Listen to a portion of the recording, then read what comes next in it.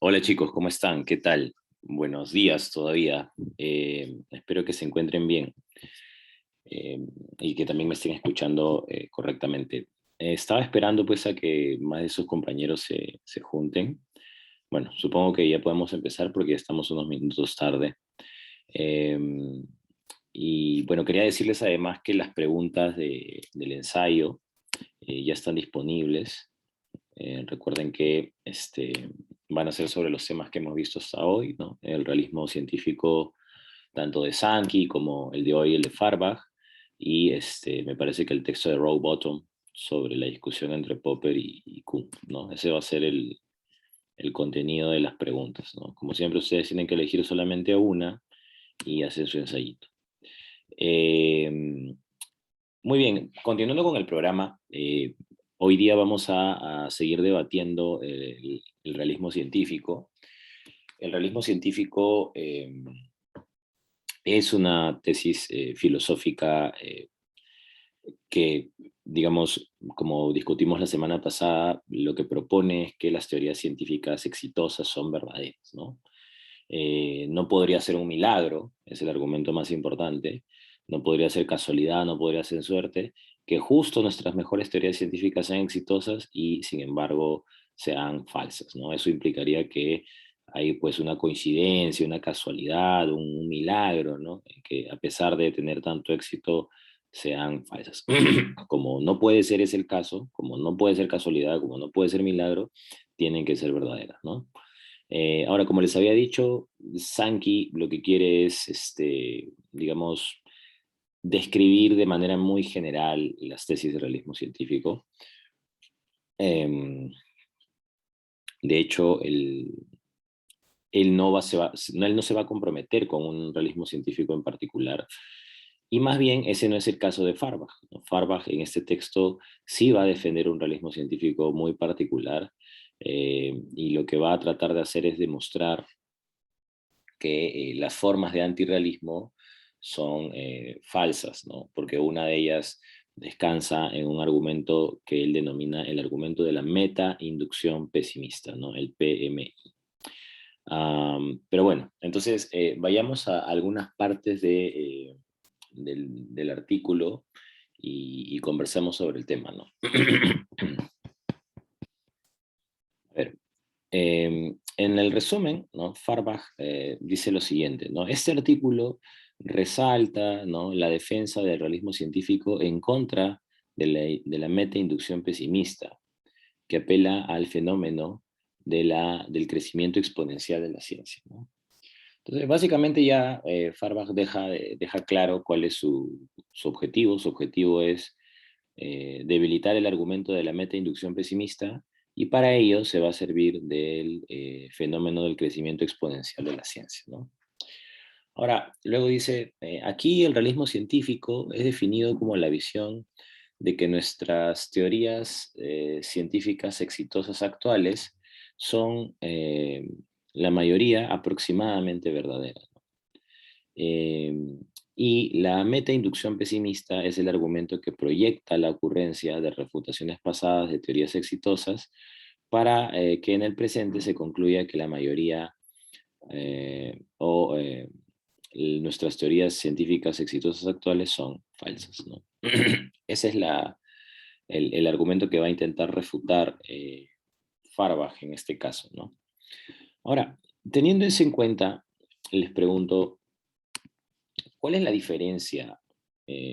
¿Cuál creen que es la diferencia entre el realismo científico que describió Sankey y el realismo científico que está describiendo acá Farbach, ¿no? Hay una diferencia sutil pero importante. ¿Cuál creen que es?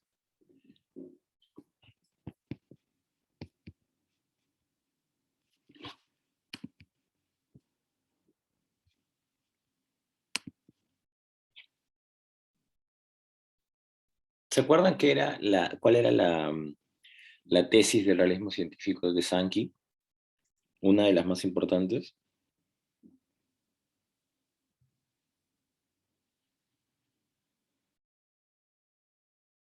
Nadie. Porque insisto, ¿no? Básicamente lo que está diciendo acá Farbach es que el realismo científico... Sí, por favor, Sol. O sea, algo que yo noto ahorita es que Sankey se enfoca un montón, se esmera en probar que existe un mundo externo. Y Farbach, o sea, ya lo ha casi por sentado, o sea, ni siquiera lo menciona, solo un poco en su diferencia entre los observables y los inobservables. Uh-huh. Esa es una buena diferencia. Yo no la había notado, pero es correcta, Sol. Eh, es cierto, ¿no? No está aquí el debate sobre la existencia del mundo exterior. Farbach asume esa tesis, ni siquiera la va a mencionar porque, digamos, es un supuesto, ¿no? Efectivamente, esa es una de las diferencias. Pero yo estaba pensando más bien en una diferencia que tiene que ver con la afirmación que está resaltada, ¿no? Y la vuelvo a leer un poco para que quede quizás un poco más claro. Farbach dice, aquí el realismo científico es definido como la visión, a su madre mi garganta, es definido como la visión de que nuestras teorías científicas exitosas actuales son mostly approximately true, ¿no? No sé cómo traducir eso literalmente, pero sería, son mayoritariamente aproximadamente verdaderas. Entonces, ¿cuál es la diferencia con respecto a esa afirmación y a la afirmación de Sankey? ¿Cuál creen que es la diferencia sutil pero importante? Voy.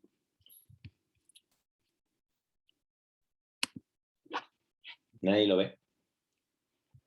Tal vez que Farbach le da un sentido como, no dice que es totalmente, puede ser totalmente verdadera, sino que tiene un sentido aproximadamente.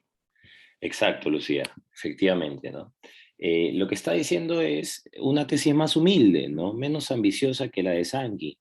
No está diciendo que las teorías científicas sean verdaderas porque son exitosas. Está diciendo que las teorías científicas son mayoritariamente, aproximadamente verdaderas porque son exitosas.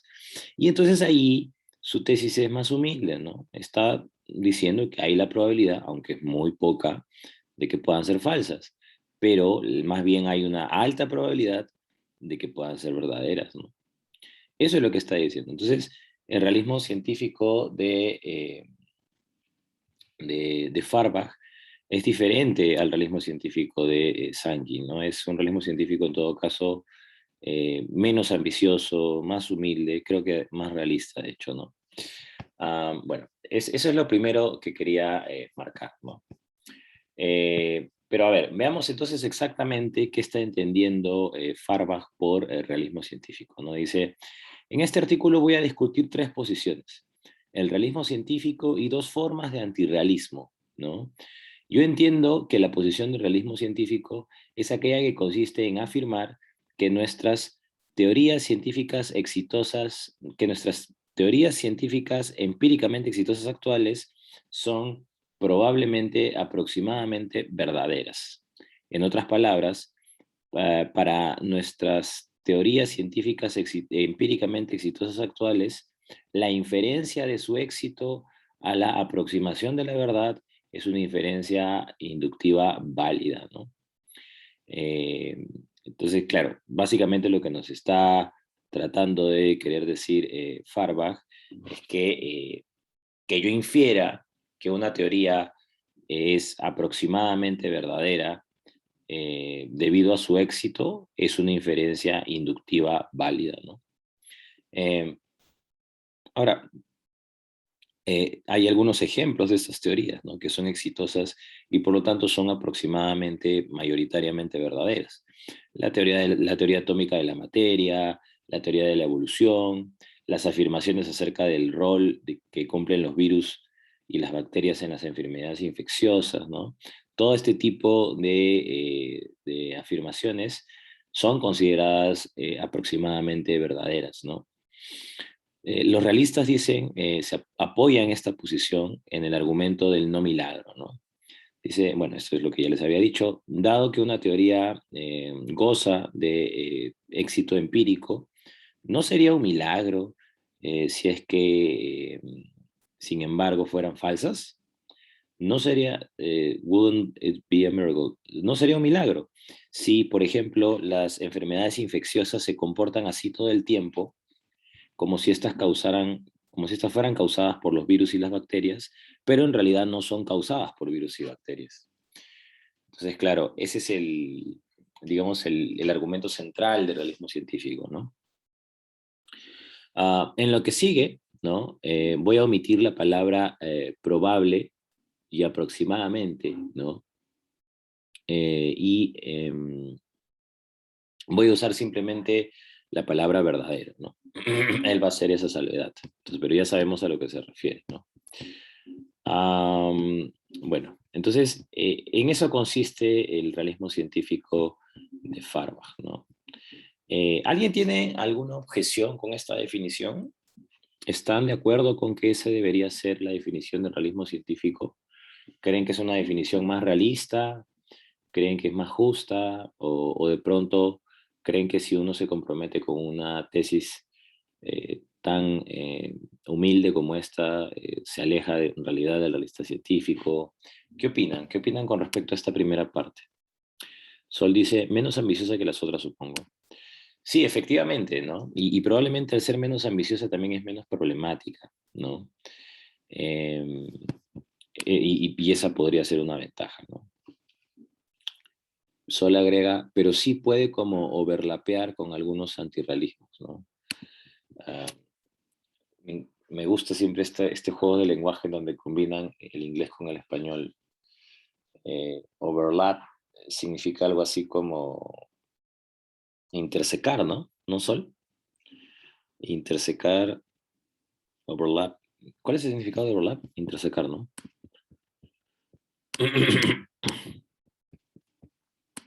Felizmente tengo mi diccionario de inglés-alemán.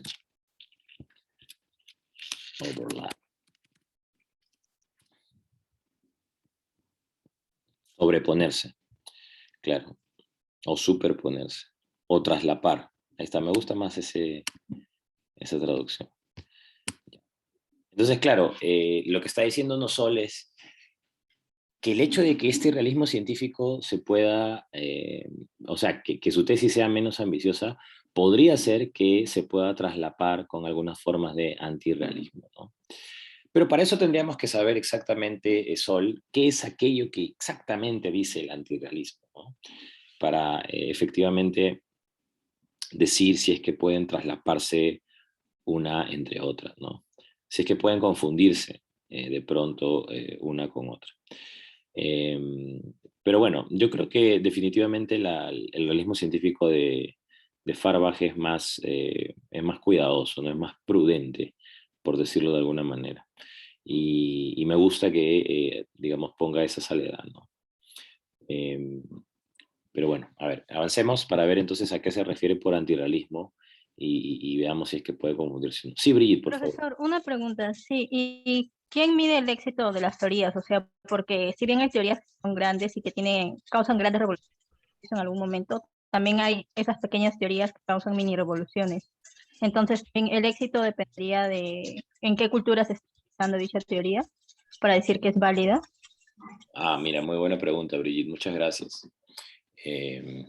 A ver, qué bueno que hayas mencionado ese tema porque lo estaba pasando por alto. Justo hay un párrafo que le dedica a Farbach al tema del éxito, ¿no? Dice, en el debate del realismo, estoy en el segundo párrafo, que están viendo ahí en la pantalla, en el debate del realismo, la noción del éxito empírico es usualmente dejado de lado como vago, ¿no? Y justamente ahí está tu pregunta, ¿no? Bueno, Cristian, pero ¿y quién mide el éxito de una teoría científica, ¿no? ¿De dónde se mide? ¿Para quiénes se mide, ¿no? Justamente por eso es vago, ¿no? Porque para alguna cultura podría ser una teoría exitosa, para otra no. En un tiempo puede ser exitosa, en otra no. Realmente es vago, ¿no? Es ambiguo, es vago, no hay un criterio objetivo por el cual podamos medir, entre comillas, el éxito de una teoría científica, ¿no? Entonces, Farbach dice que va a tratar de hacer esto un poco más preciso. Dice, I want to make it at least a bit more precise. Por lo tanto, dice, una teoría es definida como empíricamente exitosa o simplemente exitosa en un punto del tiempo. Solo en el caso en que sean conocidas las consecuencias observacionales que encajen o que se adecúen con la data obtenida hasta ese momento, ¿no? Esa es la definición que está teniendo de éxito Brigitte, ¿no? Ahora, claro, seguramente a ti incluso esta definición te sigue pareciendo bastante vaga, ¿no? O sea, claro, ha dicho, ¿no? Una teoría es exitosa en algún punto si es que las consecuencias observacionales se adecúan, ¿no?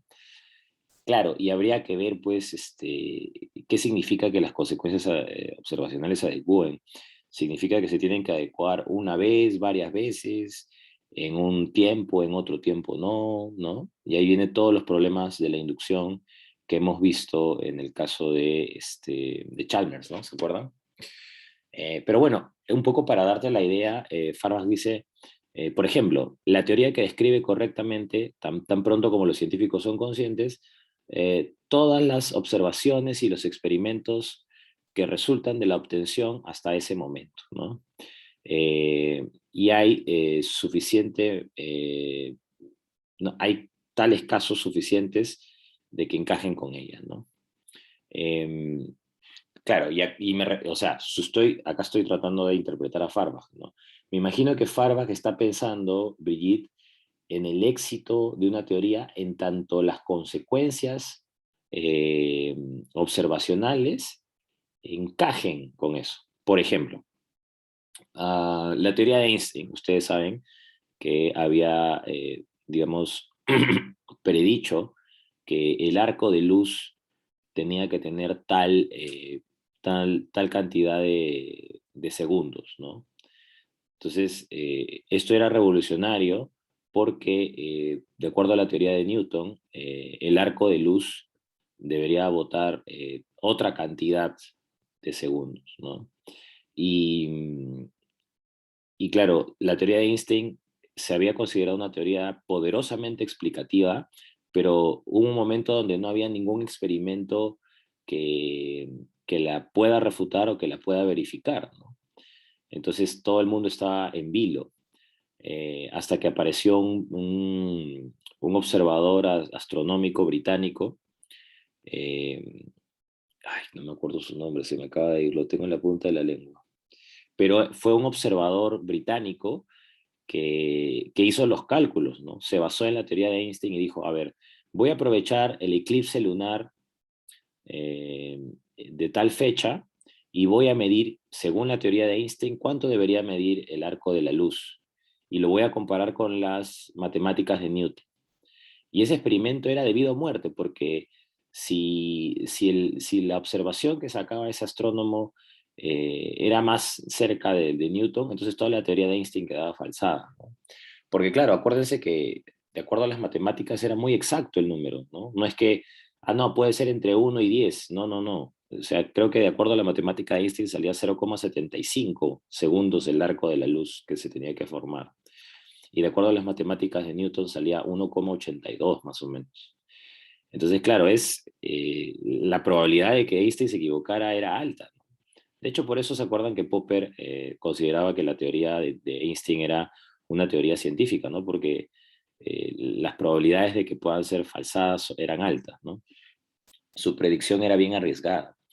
Bueno, la cosa es que este astrónomo hace los cálculos, ¿no? Espera a que suceda los eclipses, contrata a sus ayudantes, todo, y voilà, resultó que Einstein tenía razón. El número que se arrojó del arco de la luz, Brigitte, era muy parecido, muy cercano a la predicción que había tenido Einstein y muy lejana a la que había tenido Newton, ¿no?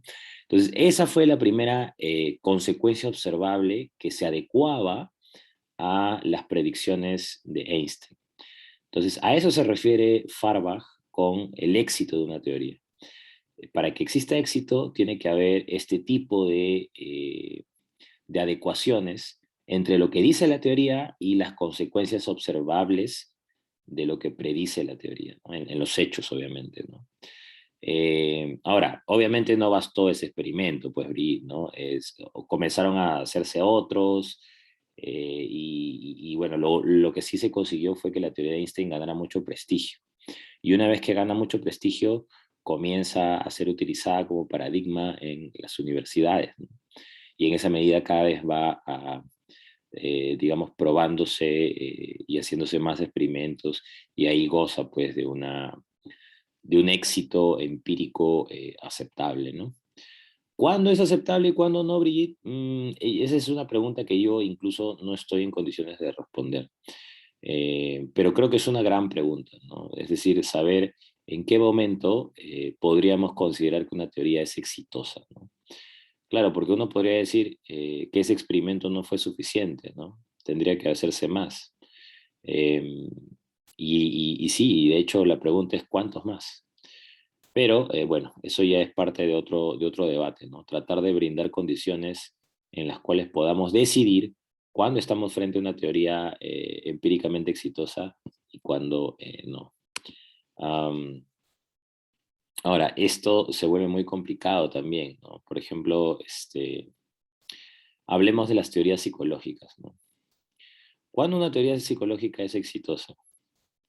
Eso va a depender del número de terapias que tengan los psicólogos. Por ejemplo, si yo aplico una terapia cognitivo-conductual a mi paciente y funciona, ¿eso significa que es verdadera? ¿O tienen que aplicarla un montón de psicólogos alrededor de todo el mundo para recién saber si es verdadera, ¿no? Ese es el problema, pues, y yo creo que ese es un gran problema en general para poder responder, pero creo que allí sí entramos al ámbito de la vaguedad, ¿no? Porque incluso si nosotros pudiéramos ofrecer un número, Brigitte, yo te digo, ¿no? Bueno, tendrían que ser 500 pruebas exitosas para que se considere. Que, o sea que 499 no, no hacen que mi teoría sea exitosa, ¿no? Y justamente por eso es que es consciente de eso Farbach, ¿no? Dice, esta expresión del éxito empírico es vaga, ¿no? ¿En qué momento una teoría es empíricamente exitosa, ¿no? Cuando tiene 499 confirmaciones, no es exitosa, pero cuando tiene 500 sí es exitosa. Vaguedad, ¿no? Ese es el famoso problema filosófico lingüístico de la vaguedad, ¿no? Eh, pero hay pues todo un debate semántico, incluso Brigitte, sobre cómo evitar estos asuntos, ¿no? Eh, pero creo que ya ahí pasaríamos a otro ámbito de la filosofía, Brigitte, que es el ámbito de la filosofía del lenguaje, ¿no? Para solucionar esos problemas de la vaguedad. Bueno, discúlpame, esta vez no tengo una respuesta clara que ofrecerte. Me parece que es un debate, que es un problema que no tiene solución, digamos, clara, que es el problema de la vaguedad, pero sí, digamos, me, me quedo contento con el hecho de decirte que sí es un tema aparte, ¿no? Definitivamente. Gracias, profesor. No, gracias a ti. Bueno, entonces ya está. Ese es el realismo científico de Farbach, ¿no? Bueno, Farbach dice, yo voy a sostener que mis teorías empíricas, mis teorías científicas exitosas son aproximadamente verdaderas, ¿no? De ahora en adelante solamente las voy a llamar verdaderas, pero ya sabes a lo que me refiero, son aproximadamente verdaderas, ¿no? Bueno, ya he tratado de definir qué es el éxito empírico. Ahora definamos, dice, cuáles son los dos tipos de antirrealismo. El primer tipo de antirrealismo que va a definir Farbach es el antirrealismo proyectivo, ¿no? Que lo va a basar en el argumento de la metainducción pesimista, en el PMI o el PMI. Entonces dice, un argumento importante en contra del realismo científico es el argumento de la metainducción pesimista. La versión de la metainducción pesimista que voy a usar en este artículo comienza con la premisa de que la historia de la ciencia está llena de teorías que fueron aceptadas en algún tiempo, pero que posteriormente fueron refutadas y reemplazadas por otras teorías. Donde estas teorías cambian, ocurre que a pesar de que han sido refutadas, han sido exitosas empíricamente, mientras que fueron aceptadas. Entonces hay diferentes maneras de hacer que la premisa sea más precisa, especialmente para entender el término estar llenas de, ¿no? Que va a lidiar con lo que vamos a ver después. La premisa de la meta-inducción pesimista requiere evidencia. Por lo tanto, los antirrealistas hacen una larga lista de ejemplos de tales teorías. Harry Laudan, que es un antirrealista proyectivo, ¿no? Presenta famosamente la siguiente lista de teorías en las cuales alguna vez hubo éxito y sin embargo ahora se consideran refutadas, ¿no? Y ahí hay una lista pues larguísima de teorías que en su momento fueron exitosas y que sin embargo después se demostraron falsas, ¿no? Voy a comenzar desde abajo. La teoría de la generación espontánea, la teoría de la inercia circular, el éter óptico, el éter electromagnético, la teoría vital de las fuerzas de teorías de la fisiología, la teoría vibratoria, no me acuerdo qué es HIT, creo que HIT es calor, ¿no? HIT. Sí, calor. No. La teoría vibratoria del calor, la teoría calórica del calor, la teoría química del flogisto, la teoría del flogisto de la química, la geología catastrófica, incluye el diluvio de Noé, la teoría fluvial de la electricidad estática, la teoría humoral de la medicina y la teoría de las esferas cristalinas en la en la astronomía antigua y medieval, ¿no? Entonces, claro, básicamente lo que dice el argumento de la inducción, de la meta-inducción pesimista es, si todas estas teorías en el pasado fueron exitosas, pero de allí fueron falsas, entonces las teorías del futuro son, a pesar de que son exitosas ahora, van a ser falsas, ¿no?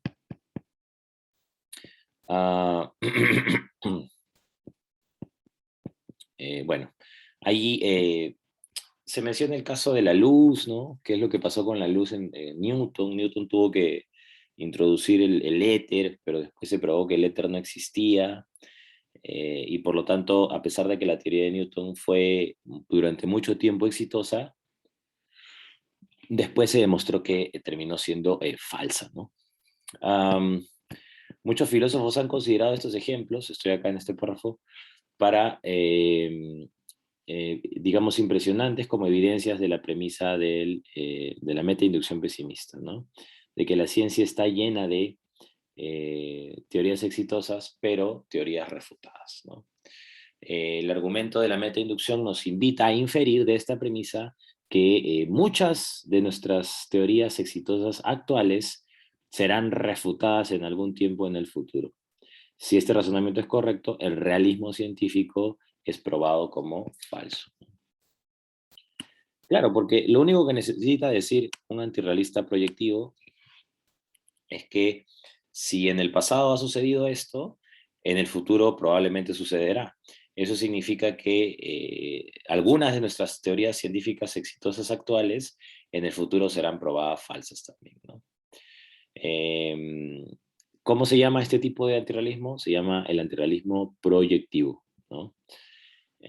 Bueno. No sé si sobre el antirrealismo proyectivo se ha entendido todo.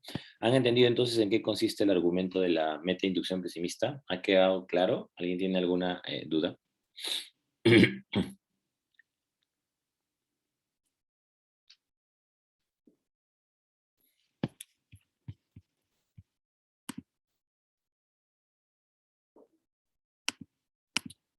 Todo claro. Todo claribirich.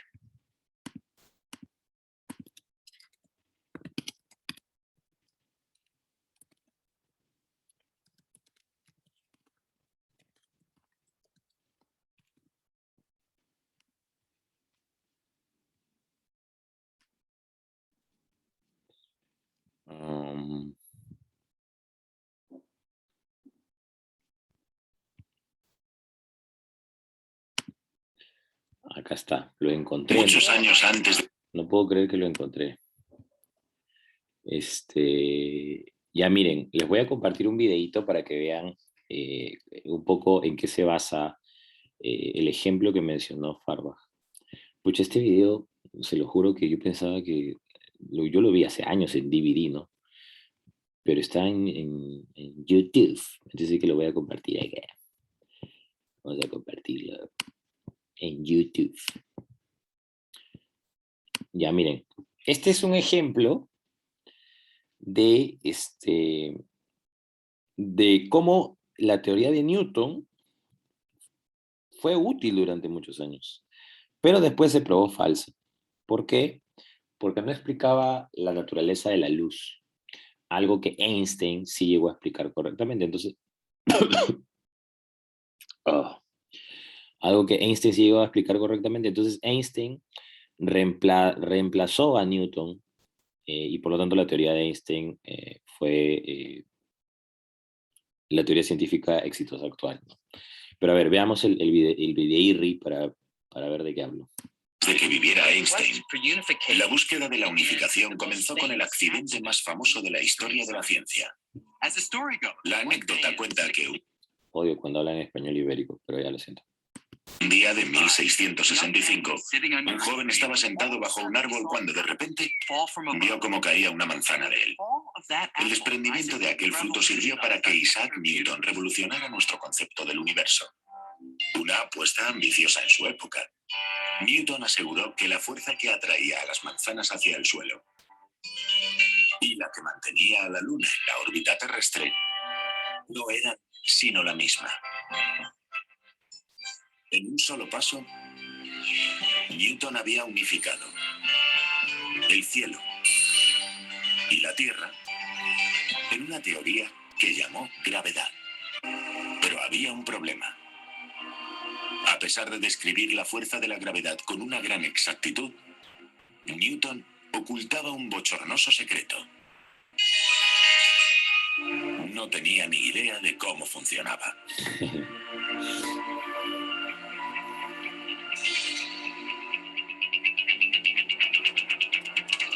Durante casi 250 años, los científicos miraban hacia otro lado a la hora de enfrentarse a este misterio.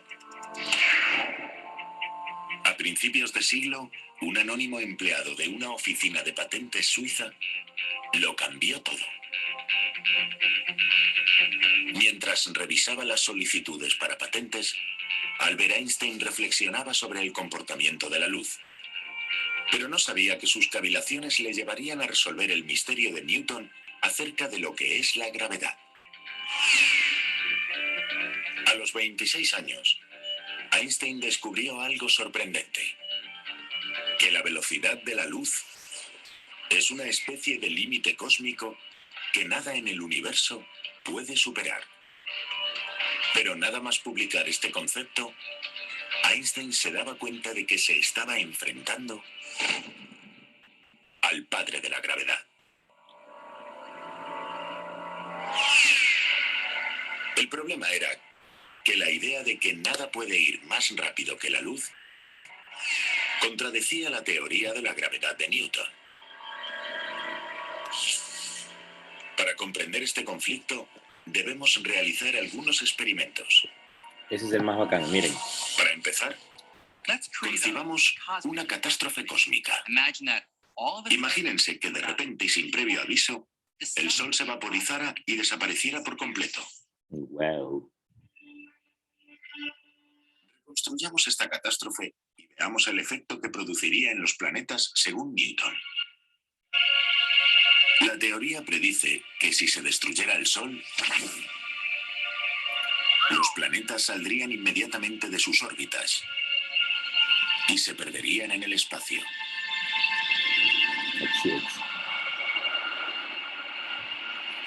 En otras palabras, Newton creía que la gravedad era una fuerza que actuaba instantáneamente a cualquier distancia, de modo que sentiríamos los efectos de la destrucción del Sol de manera inmediata.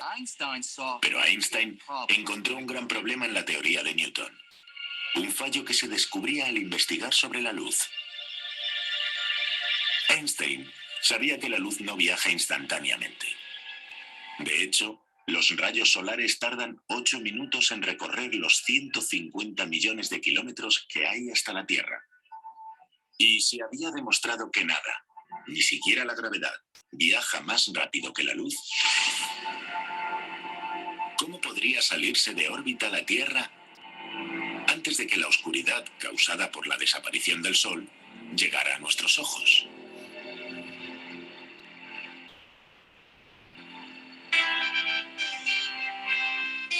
Para el joven trabajador de una oficina de patentes suiza, era imposible que nada viajara más rápido que la luz. Y eso quería decir que la teoría de Newton de 250 años de antigüedad era incorrecta. Si Newton estaba equivocado, ¿por qué iban a mantenerse los planetas en pie?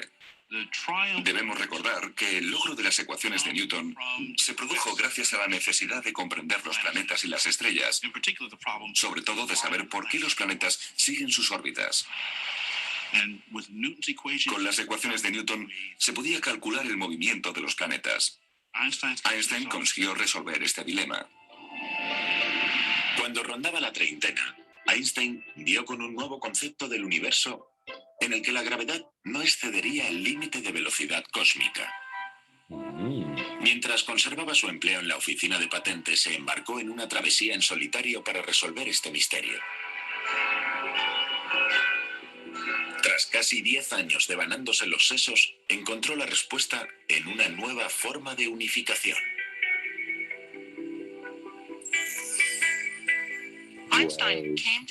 Einstein dio con la teoría de las 3 dimensiones espaciales y la dimensión única temporal unidas en un solo tejido espaciotemporal.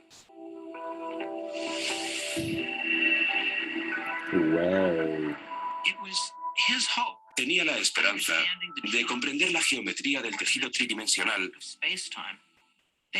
para poder describir el movimiento de los objetos sobre superficies en este tejido espaciotemporal.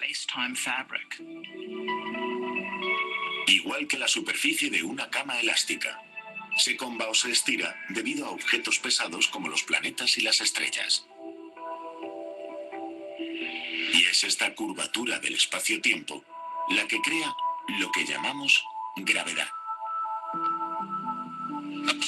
La Tierra no se mantiene en órbita porque el Sol ejerza su atracción de manera instantánea, como teorizó Newton, sino porque sigue las curvaturas del tejido espacial causado por la presencia solar. Volvamos a la catástrofe cósmica teniendo en cuenta este nuevo concepto de gravedad. Veamos lo que ocurre ahora si desaparece el Sol.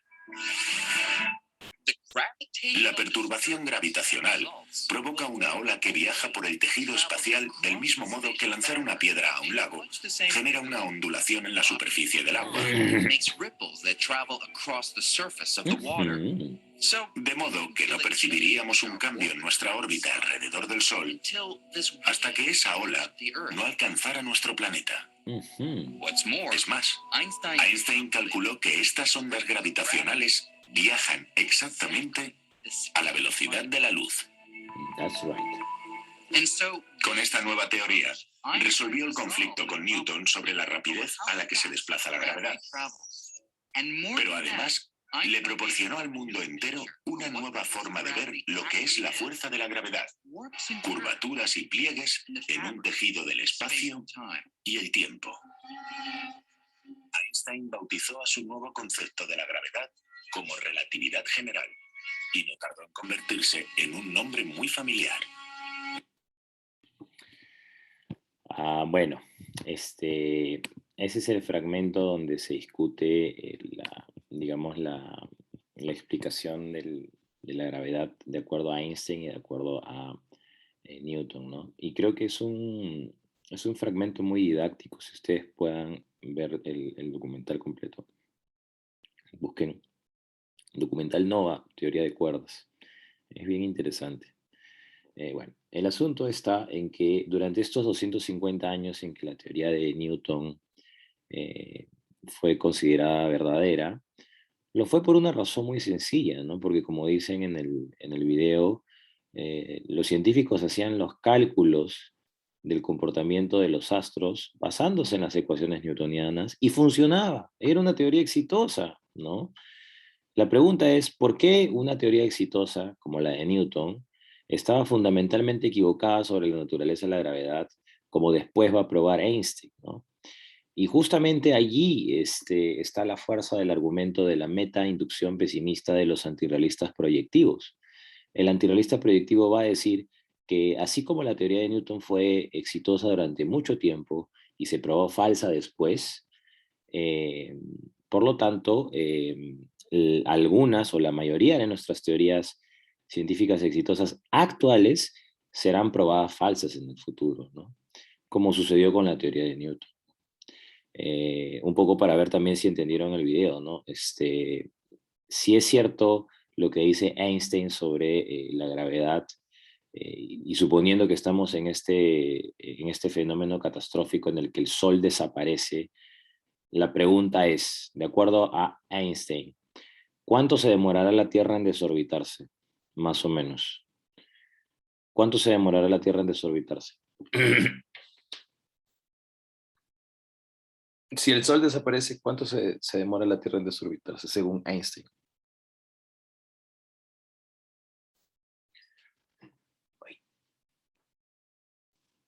8 minutos, creo.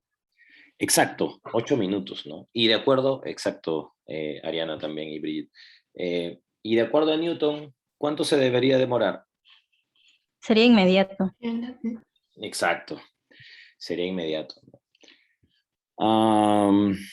Y ahí hay un problema, pues, ¿no? Bueno, entonces ese es el argumento de la meta-inducción pesimista. Si nuestras teorías científicas exitosas han sido probadas falsas, entonces en el futuro nuestras teorías científicas exitosas actuales serán probadas falsas, ¿no? Y ese es el antirrealismo proyectivo, ¿no? Me imagino que se llama proyectivo justamente porque se proyecta, ¿no?, del pasado hacia el futuro, ¿no? Bueno, entonces espero que con eso haya quedado un poco más claro. Regresemos al artículo. Bueno, no sé si hasta acá alguien tiene alguna preguntita, algún comentario. ¿Todo claro? ¿Todo claro sobre el antirrealismo proyectivo? Sí, ¿no? Todo claro, todo claro. Bueno, igual Todo claro, profe. si tienen alguna duda, por favor, interrúmpame cuando quiera. Hablemos del otro tipo de antirrealismo, que se llama, según Feuerbach, el empiricismo, ¿no? Dice, el segundo tipo de antirrealismo que quiero discutir es simplificado como la versión del filósofo Bas van Frossen, y que voy a llamar el empiricismo, ¿no? De acuerdo al empiricismo, according to empiricism, we may only believe what successful theories say about observables, but should always be agnostic about the way we say about unobservables. Uy, acá ya me perdí. Sol, dime, por favor. Entities of... ya entendí. Dime, por favor, Sol.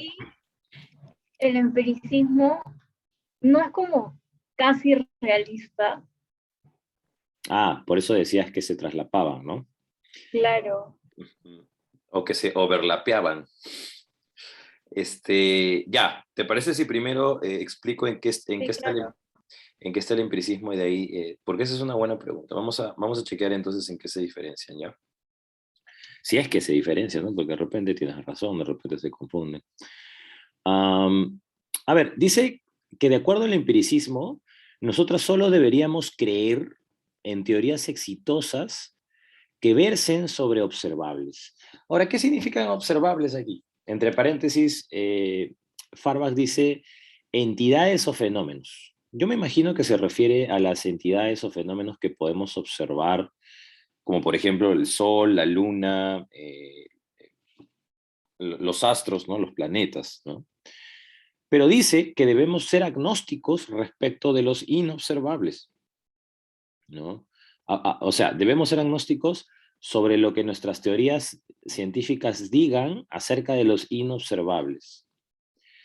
¿Qué significa esto? Dice, incluso si sabemos que una teoría es compatible con toda la evidencia observable, no debemos creer en lo que dice acerca de lo inobservable. ¡Wow! ¡Qué tesis tan fuerte!, ¿no? Qué pesadito se ha puesto acá Van Fressing. Entonces, ¿no? Dice aquí, una entidad o fenómeno cuenta como inobservable si un humano no puede observarla con, acá sí, senses, bueno, es sentidos, unaided senses.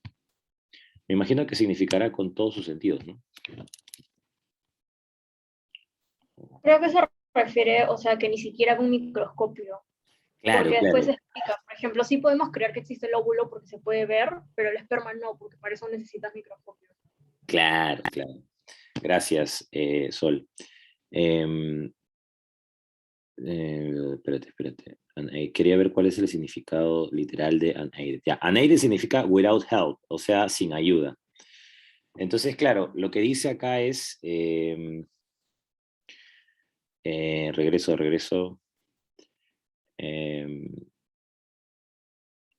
¿Dónde estaba? Acá está. Ya. Una entidad o fenómeno cuenta como inobservable si los humanos no pueden observarla con ayuda de los sentidos. No entiendo. Sin ayuda de los sentidos.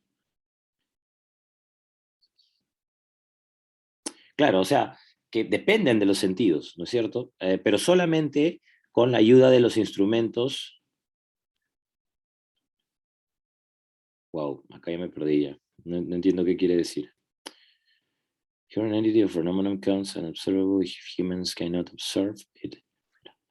Lo que quiere decir que, por ejemplo, hablando de sentidos puros, ¿no? En la medida en que, por ejemplo, los microscopios necesitamos, o sea, necesitamos un microscopio, por ejemplo, para ver, o sea, microorganismos, ¿no?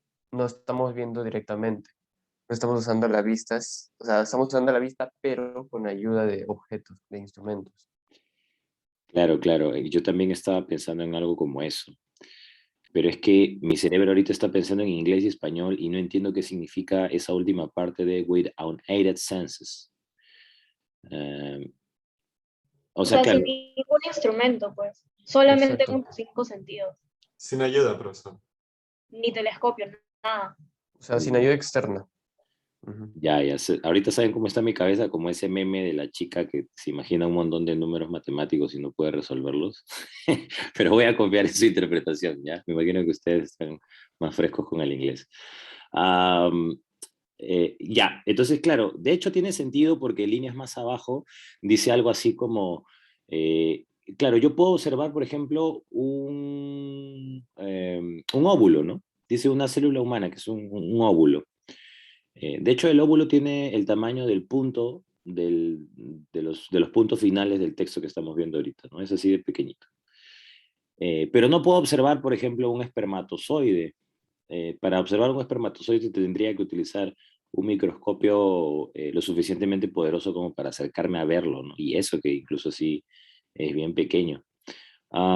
Entonces, en esa medida, lo que digan nuestras teorías científicas, dice Van Fraassen, del antirrealismo empiricista, lo que digan nuestras teorías científicas acerca de ese tipo de entidades o fenómenos que no se pueden observar solo con los sentidos, o sea, de eso debemos ser agnósticos. Imagínense, ¿no? Debemos ser agnósticos. Ahora, quizás esta especie de antirrealismo es más, o sea, mejor dicho, es menos demandante, menos categórico que el antirrealismo proyectivo, ¿no? Porque el antirrealismo proyectivo te dice que la mayoría o algunas de nuestras teorías exitosas actuales serán probadas falsas después. Acá lo que dice el antirrealismo empiricismo es más humilde, ¿no? Te está diciendo, no es que sean falsas, es que si nuestras teorías científicas exitosas dicen algo acerca de estas entidades inobservables o de estos fenómenos inobservables, no es que no existan, no es que de verdad, digamos, no existan o que sean probadas falsas después, es que hay que mantenernos cautelosos, hay que ser agnósticos, dice, sobre este tipo de entidades inobservables. Ahora, ¿qué significa ser agnóstico? Significa que no te muestres ni a favor ni en contra de la verdad de ellos. Mantente neutral. No sabes si lo que dicen nuestras mejores teorías científicas acerca de este tipo de inobservables puede ser cierto o no. Entonces, si tú quieres, el antirrealismo empiricista tiene una posición más escéptica, ¿no? En cambio, el antirrealismo proyectivo tiene una posición más pesimista, ¿no? Claramente, una cosa es comprometerte con el antirrealismo empiricismo, estás teniendo cautela sobre los compromisos de tus teorías científicas con respecto a los inobservables, ¿no? Tú dices, bueno, yo sobre esas entidades yo no me voy a pronunciar, ¿no? Pero no está diciendo pues que las teorías científicas en el futuro van a ser falsas, ¿no? Ahora, yo creo que incluso así, incluso el antirrealismo empiricista sufre de un gran problema, pues, ¿no? ¿Qué pasa si te compras todo el menú del antirrealismo empiricista? ¿Qué tendrías que decir sobre alguna de nuestras mejores teorías científicas? ¿Cuál sería una consecuencia indeseable? A ver, ¿quién me dice?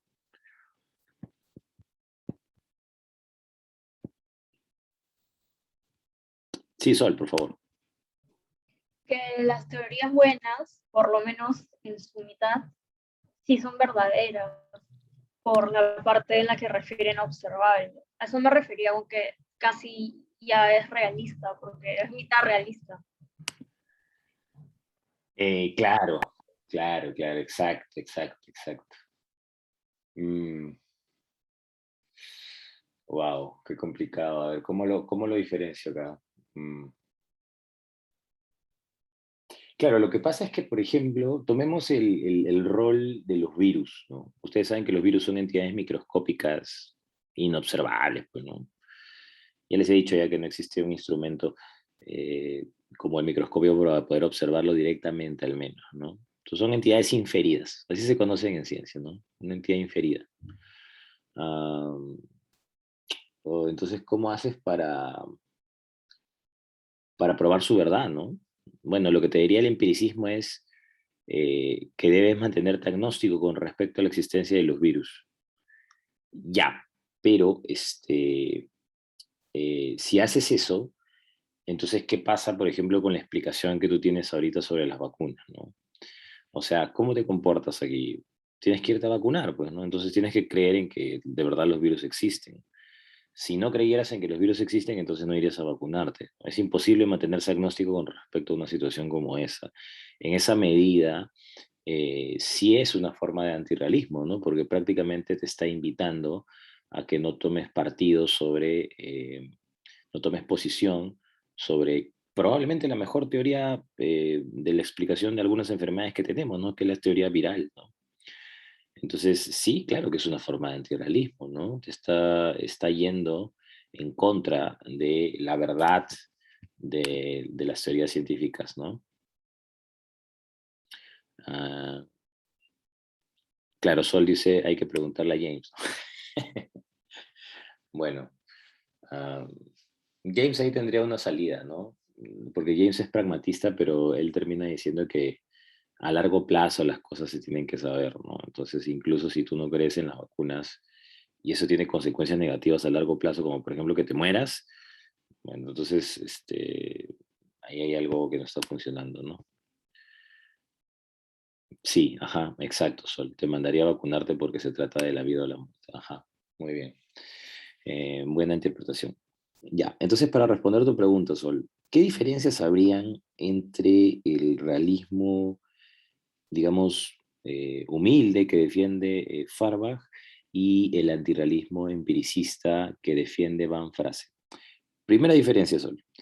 Eh, el realismo que defiende Farbach es un realismo que dice que nuestras teorías científicas exitosas son muy probablemente verdaderas, ¿no?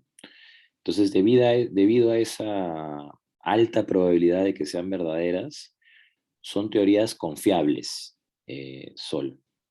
O sea, la confiabilidad es una propiedad de estas teorías. Y me parece que eso, y corrígeme tú si no estás de acuerdo, me parece que eso no hay en las teorías antirrealistas empiricistas, ¿no? El antirrealismo empiricista parece que lo que nos quiere, o sea, una de las inferencias que podemos obtener es que no podemos confiar del todo, ¿no? No podemos confiar la confiabilidad no es una propiedad de las teorías. Entonces, por ejemplo, tomemos la teoría viral, ¿no? Según el realismo científico de Farbach, es una teoría confiable, porque la probabilidad de que sea verdadera es altísima. Pero según el antirrealismo empiricista, Sol, no es una teoría confiable, porque yo tendría que ser agnóstico o escéptico de las entidades inobservables, en este caso los virus. El problema, Sol, es que si yo me mantengo escéptico con respecto a eso, no podría tomar ninguna decisión práctica con respecto a las vacunas, por ejemplo, o con respecto a las pruebas comunes y corrientes para detectar si tengo algún tipo de virus en particular, ¿no? Entonces creo, Sol, que las consecuencias prácticas de defender el realismo científico de Farbach y defender el antirrealismo empiricista de Van Fraassen son diferentes, Sol. Y eso hace que sean, digamos, cualitativamente distintas, ¿no? No estoy seguro en qué medida se puedan traslapar, ¿no? Ahora, probablemente cuando se te haya ocurrido esta idea de que se puedan traslapar, o como dices tú, overlapear, em, claro, es que al ser tan humilde la teoría de Farbach, uno podría decir que cabe la posibilidad de que mi teoría sea falsa, ¿no? Y sí, yo creo que Farbach te diría sí, por supuesto que es una posibilidad lógica, te diría, ¿no? Pero es eso solamente, te diría, ¿no? Es eso, una posibilidad lógica. Y digamos, es posible que ahorita me caiga un asteroide al costado del departamento donde vivo, ¿no? Es posible. Sí, es lógicamente posible, ¿no? O sea, puede concebirse. Es es una posibilidad lógica solo. Ahora, si tú le preguntas a Farbach, ¿es una probabilidad estadística? Farbach te diría no. O sea, es muy improbable, matemáticamente hablando, estadísticamente hablando, que ahorita te caiga un asteroide al costado de tu casa, ¿no? Eh, entonces, claro, me parece que ahí está la diferencia, ¿no? O sea, el realismo científico que defiende Farbach es humilde, um, pero digamos, lo que está tratando de defender es la alta probabilidad de verdad que tienen las teorías científicas basadas en el éxito que han probado, ¿no? En cambio, el antirrealismo científico prácticamente te conmina, ¿no?, a que te mantengas escéptico, ¿no? Y ese es un gran problema, ¿no? No podrías tomar decisiones tan sencillas como irte a vacunar, porque básicamente no puedes ver los virus y entonces no sabes si existen o no. Por lo tanto, no te vacunas. Entonces, claro que esa es una conducta antirrealista, ¿no? Antirrealista y además en mi propia jerga filosófica, como buen filósofo de Barrios Altos que soy, digamos una actitud de Gil, ¿no? Pero obviamente es una posibilidad que se deriva de una posición filosófica fuerte, ¿no? Bueno, entonces en eso consiste el antirrealismo empiricista, ¿no? Igual cuando tú lees a Van Fraassen y a Laudan, no son tan ridículos como los está pintando acá Farbach, ¿no? Laudan y Van Fraassen son grandes epistemólogos, son cerebros increíbles, ¿no? Leerlos siempre es un placer.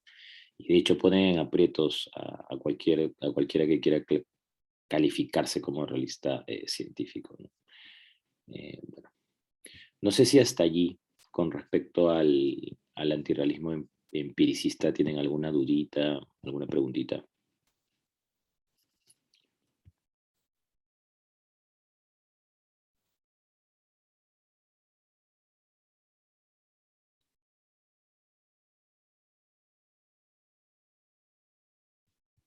¿Todo claro?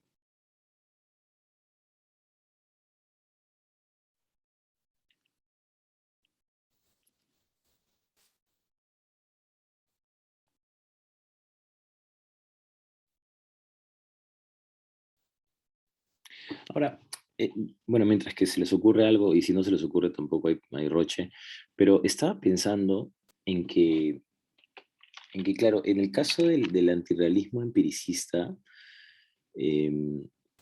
habla de los observables y de los inobservables, ¿no? Y básicamente se está mencionando acá a las ciencias naturales, ¿no? La física, etc. Pero ¿qué pasa con las ciencias sociales, no?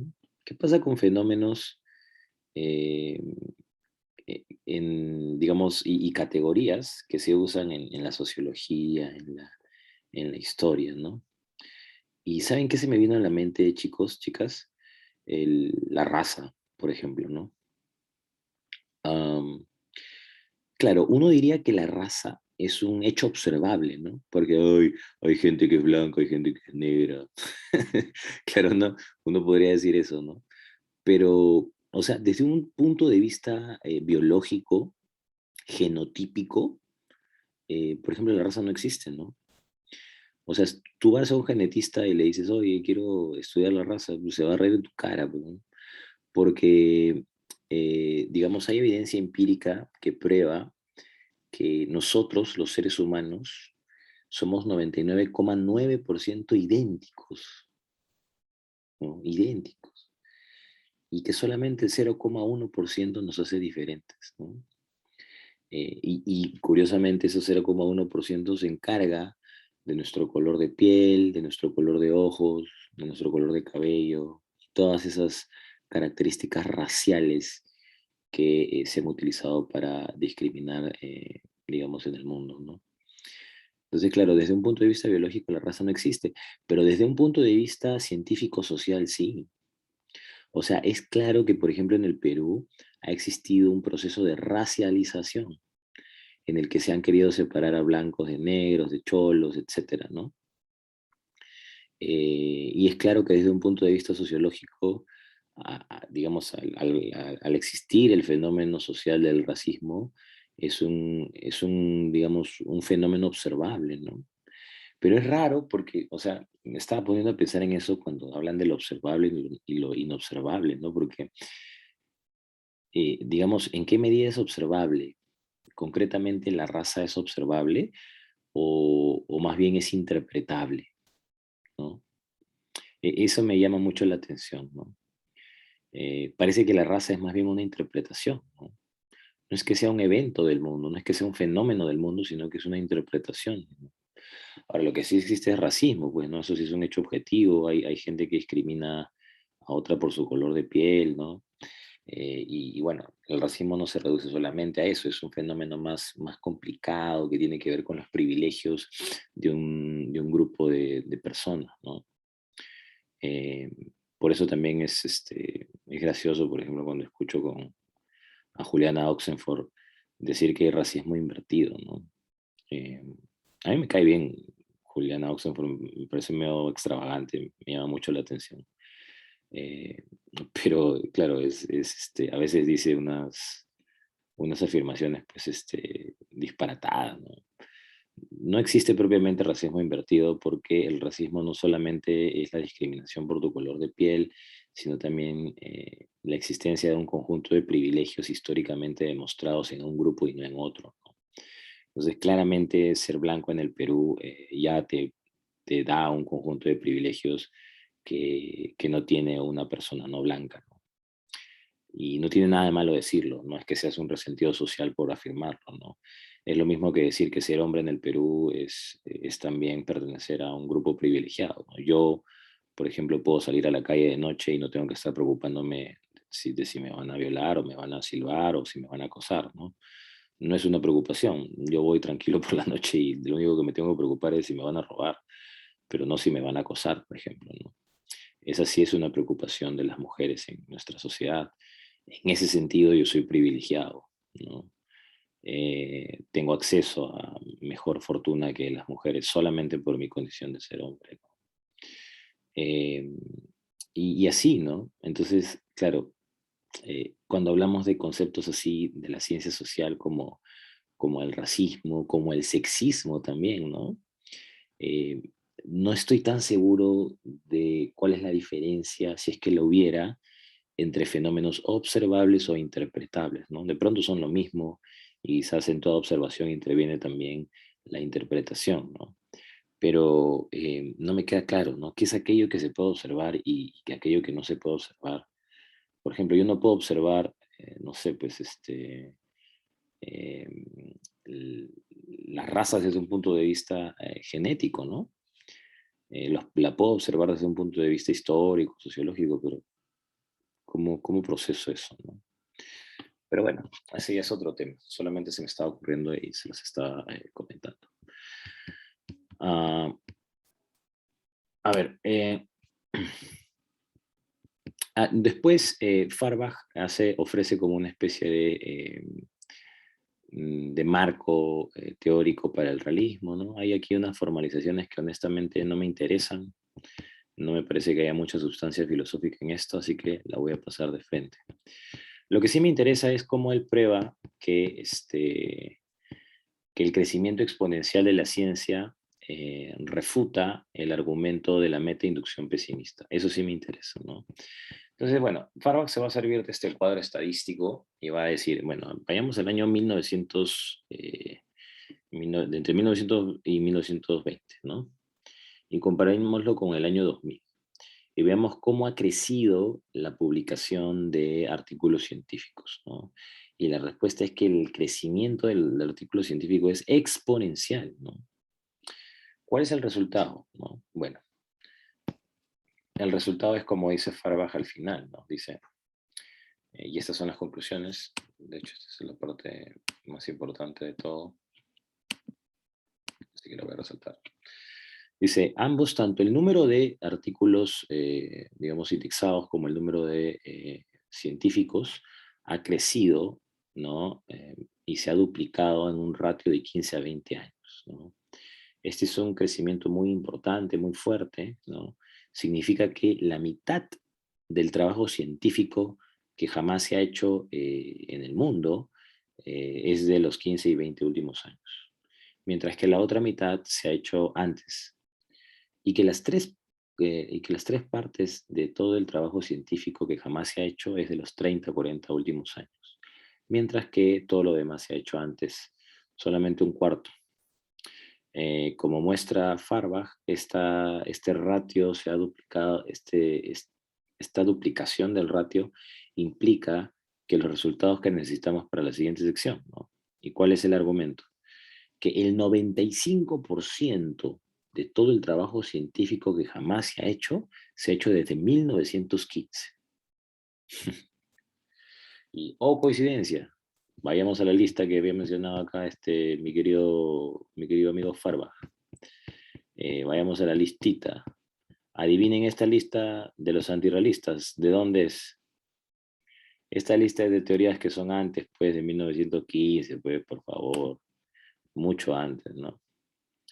Eh, eh, claro, Sol, por ejemplo, dice, chévere, pero yo me pregunto, ¿cantidad o calidad? La mayoría de la ciencia fue hecha ahorita, pero ¿por qué eso es verdad? Esa es una buena pregunta, Sol. Eso es una muy buena pregunta, ¿no? Claro, de hecho, se está considerando la cantidad acá de producción científica, pero probablemente no la calidad, ¿no? Ahora, no es que quiera defender a Farbach, porque honestamente no es que ese sea mi propósito en la clase de hoy, pero trataría de imaginarme una defensa que te podría dar Farbach, ¿no, Sol? Y sería algo así como, es que el hecho de que haya un artículo científico publicado en una revista indexada hace que ya haya pasado por un filtro, ¿no? Y ese filtro garantiza que todo este conocimiento científico debe evaluarse no solamente desde el aspecto cuantitativo, sino también desde el aspecto cualitativo. No cualquiera publica en una revista científica indexada. Entonces, que haya publicado en una revista científica indexada implica necesariamente que estamos hablando de trabajos de calidad, ¿no? Ahora, yo sé, Sol, que eso es perfectamente debatible. Me parece que tú igual has puesto un punto importante. Yo no creo que todas las revistas tengan los mismos criterios de aceptación. Incluso podríamos decir que hay pocas revistas donde se mide la calidad, ¿no? Pero, pero probablemente esa sea una respuesta que te dé un realista como Farbach, ¿no? Eh, no son el de arriba. Me gusta cómo hablas de Papalindo. Sí, claro, claro. Ojo, pero suelto. O sea, estamos hablando de un conocimiento humano, pues no, obviamente, no podríamos, o sea, se presupone que puede haber un error, ¿no? Pero la idea es reducir la mayor cantidad de errores posibles. Y para eso, Sol, se necesita, pues, de que este tipo de jueces sean de diferentes líneas, ¿no? De diferente formación y con diferentes criterios, ¿no? Aparte, no cualquier juez de una revista, se supone que tienes que haber tú también pasado por un proceso de selección, ¿no? Entonces, yo no niego, Sol, como te digo, que nada de esto garantiza que haya un trabajo, digamos, malo en los artículos científicos. Puede ser que lo haya, ¿no? Pero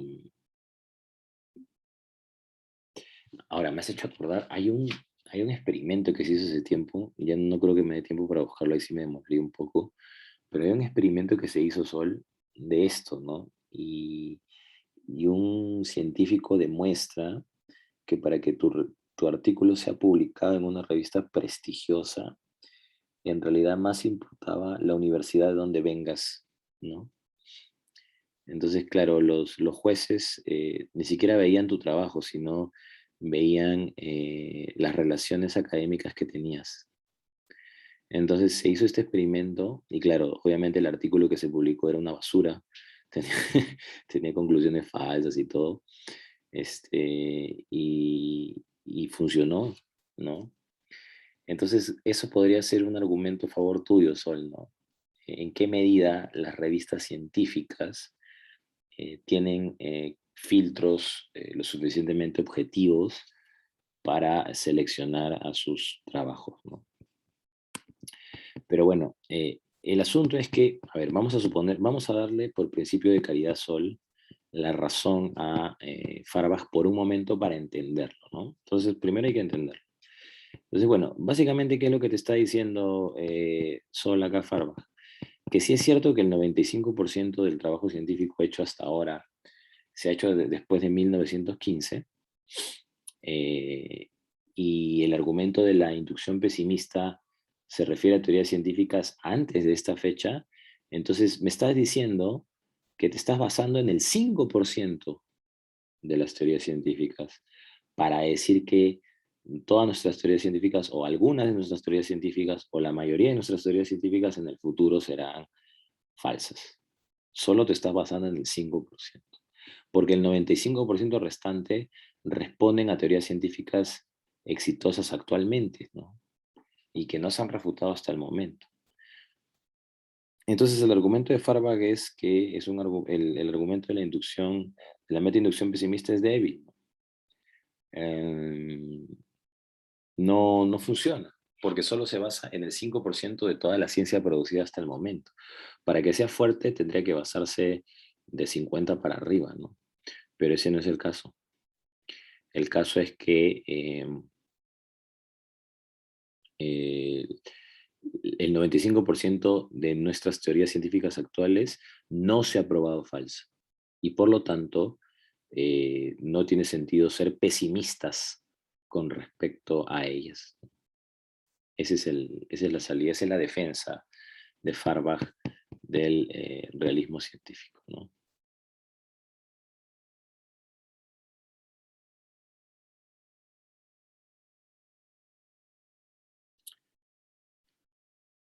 Bueno, no sé si alguien tiene alguna duda.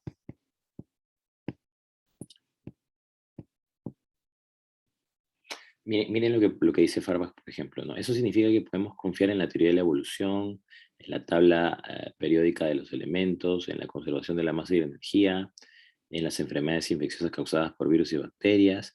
Podemos confiar en que la energía es igual a masa por velocidad de la luz al cuadrado, etcétera, ¿no? Todas estas afirmaciones son confiables, dice Farbach,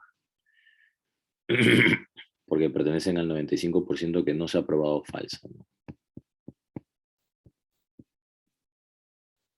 Bueno, no sé si hasta allí ¿Alguna preguntita, algún comentario?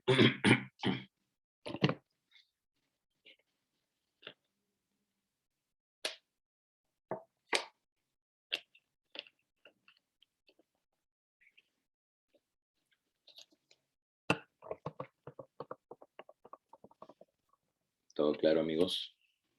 Amigas.